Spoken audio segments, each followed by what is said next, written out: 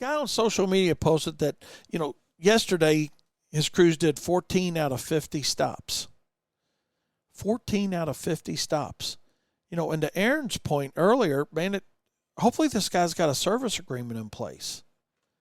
I'm not so sure that he did based on his comments, not Aaron's, but the gentleman that put this up. But, how do you guys deal with the skips? How do you all deal with them? Do you have something in play? Are you utilizing a service agreement that doesn't necessarily say, because I don't want you guys saying, well, Wayne, I'm not going to go mow a yard. It's 115 degrees. There's no irrigation. I'm not saying you go mow that yard if they don't have irrigation or if they're not watering, but hey, maybe they're watering the front. Maybe they're watering the back. Maybe you need some bed maintenance. Maybe you think about what you call your service, not by name, but within your service agreement that you use. Does it say that you're going to provide a mowing on a weekly basis? Well, then maybe you can't perform a mowing in this type of weather, right?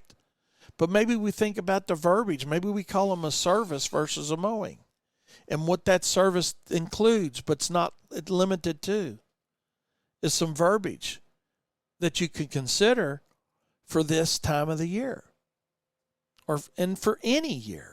Not just when, it's hot and it's dry and we're depending on where you're at in the country, or North America or whatnot, that, maybe we got some dry time. We always got some dry season that goes on, but what we got to be willing to do is think about how we can implement it, how we can control cash flow. And a service agreement gives you the ability to help control that cash flow, Because for somebody that's not set up on a service agreement or a flat rate billing, you struggle now, man. There ain't no doubt about it. If you're on a per cut billing and you get into some weather like this and you're doing 14 out of 50, guess what's not changing? Your overhead's not changing very much.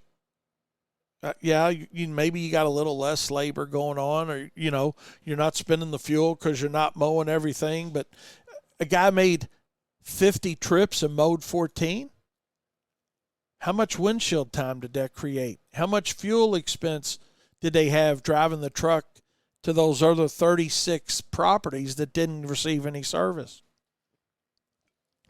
That's why you need to have a service agreement implemented. That's one of the huge reasons that we need to do it.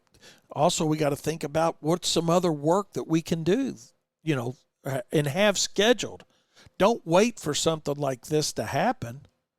In the spring, late spring or whenever, start scheduling work up for the summer. Your fence line cleanups, your hedge, some of your hedge trimming, some mulching, things that that are going to be an income producer and a profit producer for your company.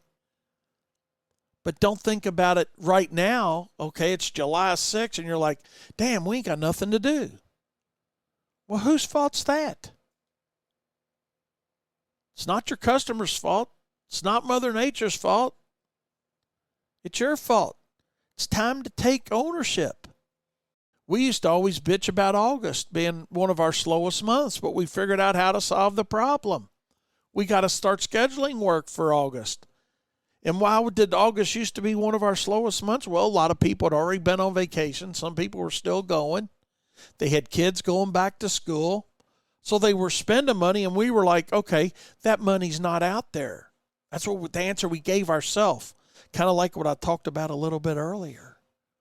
About when a customer fires us or they rearrange some work that was going to be done, and now they realize, damn, we went on vacation. Now our kids going back to school, got to buy shoes, got to buy clothes. Now, residentially, it might be a bad time. So how do you fix it?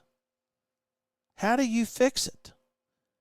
You fix it the same way we fixed it, and a lot of people have fixed it. You plan for it. And the only way to fix anything is to develop and implement a plan and stick to it. Adjust it accordingly as you need to.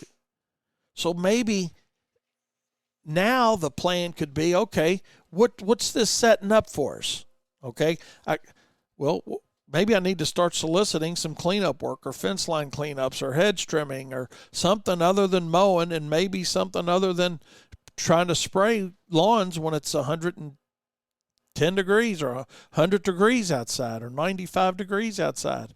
Or you got 4 hours a day that you can treat lawns with before your temperature goes too high. We got to think about it before it happens. And if you think about it before it happens, you can fix it. And the way you fix it, both with the heat and the dry, and that's all we're talking about today, is we know they're generally going to both happen. It's going to get hot. It's going to get dry.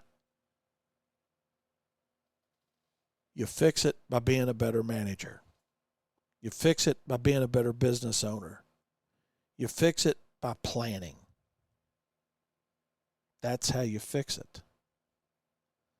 And once you implement that plan and you've got that work scheduled, your business is going to run a lot smoother, not only from a cash flow standpoint, but from keeping your employees. Because when they're not getting hours, they're not making any money. They're not eating. They can't support their families.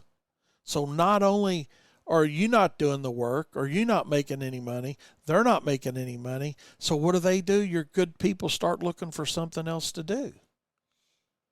So you can solve a multitude of problems by looking at it and saying, hey, this is going to be, and always has been, an ongoing issue.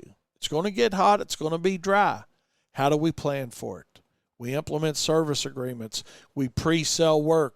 We get deposits on that pre-sold work that we sell in April and May and June that we're going to do in July and August.